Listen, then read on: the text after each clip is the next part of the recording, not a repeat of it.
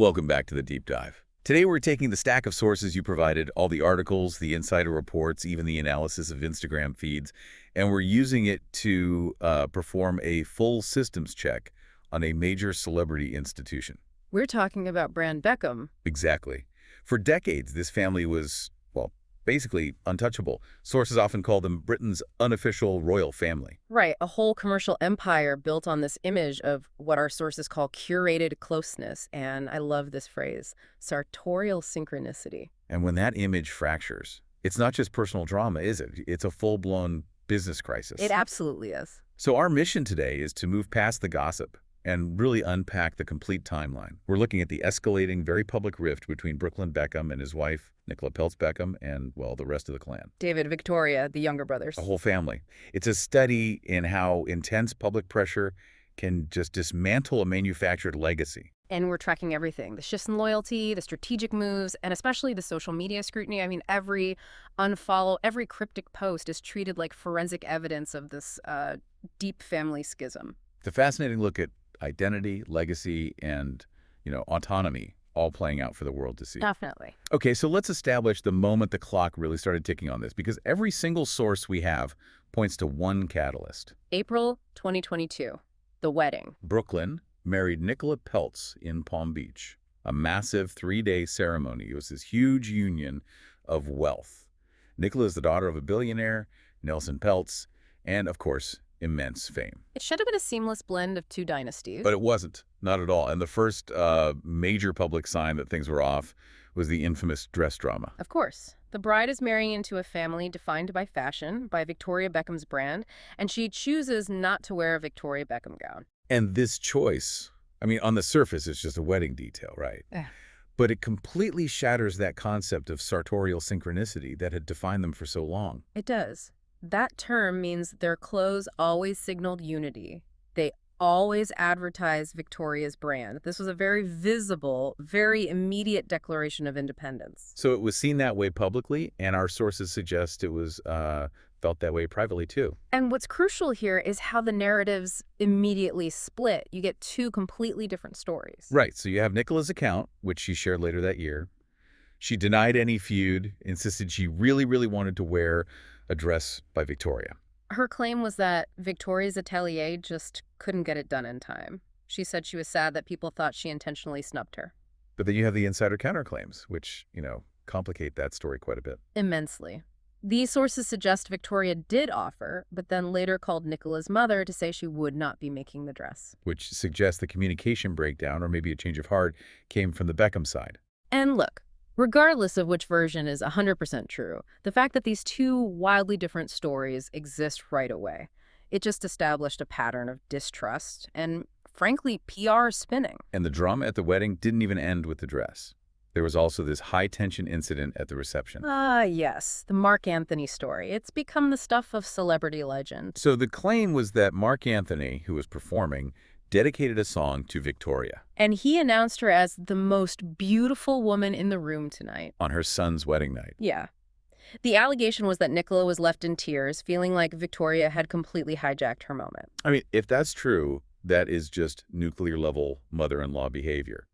But this story also has layers of dispute, doesn't it? It does. Other sources who were actually there said his performance was late in the evening, long after the formal dances, when things were much more casual. They suggest it was more of a boisterous family moment, not some targeted snub. So the point isn't really which anecdote is true, but that immediately after the wedding, you have all these conflicting negative stories that the family just couldn't contain. The fracture was public. Whether they liked it or not. Okay, so we have this explosive start, but then we go into this really confusing period of public detente, late 2022 through early 2024. Right. This is where the Beckhams, who are masters of image control, try to stitch the facade back together. We saw these attempts at unity. Like October 2023, the entire family is together for the premiere of David's big Netflix docuseries, Beckham. A huge, high-profile photo opportunity, all designed to show solidarity. And there were digital olive branches, too. January 2023, Victoria posts a surprisingly warm birthday message to Nicola on Instagram. Which Nicola then reposted. And fans, they immediately started speculating that the tension had thawed. The absolute peak of this apparent truce had to be February 2024. At the LA premiere of Lola, Nicola's film. Yes, her directorial debut.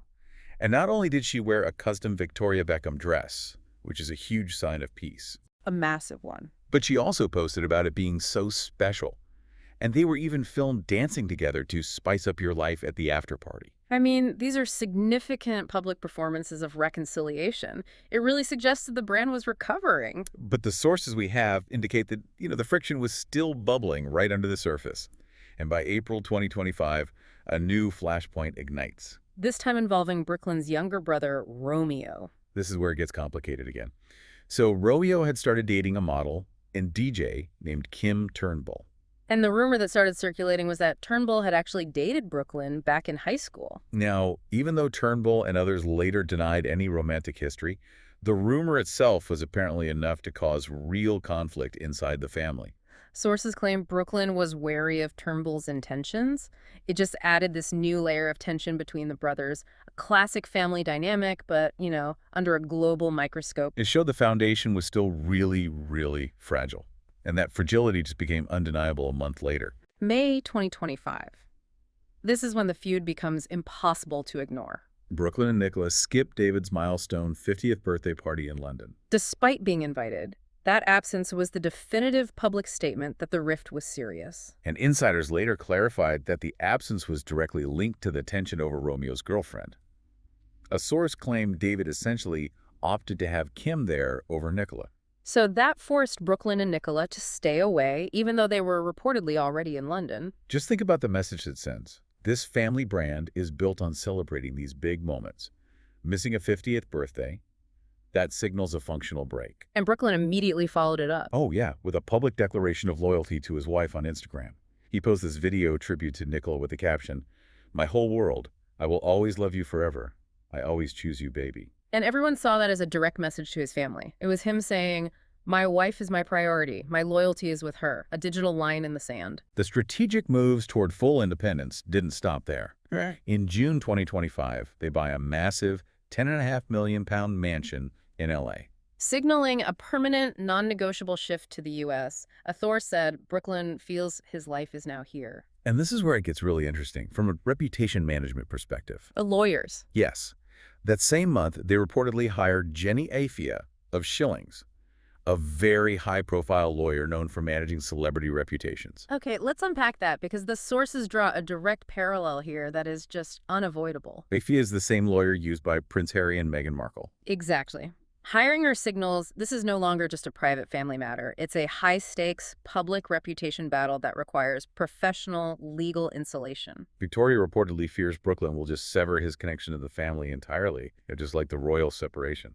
And while a legal source denied any direct connection, the optics of hiring the same PR defense strategist during a public family rift, it sends a very clear message. The message is, we are treating this as an us versus the world scenario, and we are preparing for a fight. It completely transforms the dispute from a tiff over a dress to a structured, conscious bid for independence from the whole Beckham machine. Which brings us to late 2025, and the digital culmination of this whole thing, which one source brilliantly called the Gen Z version of World War III. The first major salvo was the vow renewal in August. Brooklyn and Nicola renewed their vows, 200 guests. And crucially, none of Brooklyn's immediate family were there. The sources claim the Beckhams found out about the ceremony online. Wow. That's just a profound and heartbreaking omission. And to add insult to injury, Brooklyn reportedly left his parents out of his heartfelt speech entirely. Focusing only on Nicola and her family, that isn't just distance, that is active erasure. So then the final rupture goes fully digital in December 2025. The mass mutual unfollowing. And it wasn't just David and Victoria unfollowing Brooklyn and Nicola. It was the younger brothers, Romeo and Cruz, unfollowing them too, and vice versa. A complete digital divorce. But here's that nuance that makes it so modern. A friend Brooklyn suggested he was actually blindsided by it. Right. They claimed it was Romeo and Cruz who blocked them first, which then makes it look like Brooklyn initiated the final unfollowing when the public checks. It's just intense psychological and PR warfare playing out on Instagram. Who hit the button first determines who gets the public blame. And the immediate aftermath was pure celebrity theater. Brooklyn keeps posting his "I always choose you" messages to Nicola. But then, just hours later, Cruz shares a very pointed family photo on his account. Yes, Cruz wrote, "I love you guys more than anything, Mom and Dad. You gave us life and cared for us no matter what." In the context of the unfollowing, that post isn't just a tribute. It's a clear public statement of loyalty, siding with David and Victoria. And we know the emotional toll was real. Victoria Beckham later admitted that 2025 had been a horrible and heartbreaking year because of the rift. She called the whole situation toxic, but stressed she wanted to seek reconciliation in 2026. The sources do repeatedly confirm that while the parents are hurt and disappointed, they are always there for him. Which I think moves us beyond the timeline to the bigger question. Why does all this matter so much? Yes, let's get into the critical analysis. The Beckhams built their entire brand on the idea of unity. So when that image collapses, what happens to the business? It creates a gaping commercial hole. The endorsements, the partnerships, the public interest, it all relies on that idyllic image of a close, supportive family. So the feud forces them to navigate this massive contradiction. Their public message of unity is clashing, violently with the private reality of estrangement. And social media has become the ultimate amplifier. This is where that concept of Kremlinology comes into play. Which is basically studying tiny, ambiguous clues to figure out what's really going on behind closed doors. Exactly. But now the public engages in digital Kremlinology. You, the audience, are now parsing who posts what, who tags whom, who is missing from a photo, and of course, who unfollowed whom. And it exposes schisms that a celebrity in, say, the 90s could have kept entirely private. It's fascinating because the digital action, the unfollow, the block, it functions as a form of public sanction in a way it never did before. It turns a private argument into a public referendum on loyalty. Which has real commercial consequences for everyone involved. And for Brooklyn specifically, this feud seems to be about agency. Sources suggest he has long felt torn. Right. While he loves his family, he reportedly had a complicated relationship with his dad, feeling like a lot of their connection was just business. And tied to the weight of that surname. His decision to establish independence in the U.S., insulated by Nicola's family wealth and their own PR team, is about navigating love and autonomy under the shadow of a globally recognized brand. So we've tracked the breakdown, the strategic moves, the digital declarations of war. The core tension we're left with is this a necessary bid for independence from a toxic or controlling family business? Or is it the inevitable, painful splintering of a celebrity brand that just couldn't sustain its own manufactured image of perfection? The sources, while they detail all the pain, they do hold out some hope. They confirm the relationship is definitely not beyond repair. The parents' love is constant, but they are clearly hurt by the conscious choice Brooklyn has made to absent himself. It's like an open-ended wound, isn't it? Yeah. Just demanding some kind of reconciliation in 2026. It is. Which leaves us with a final provocative thought for you to consider. Given this family's long history of leveraging its unity for massive financial gain, what is the ultimate value of a meticulously cultivated family brand when the messy human reality inevitably shatters the polished digital feed? And maybe more compellingly, will the Beckhams, as masters of commercial narrative, find that the very public drama of the feud itself becomes the next and maybe even profitable chapter of their ongoing public story?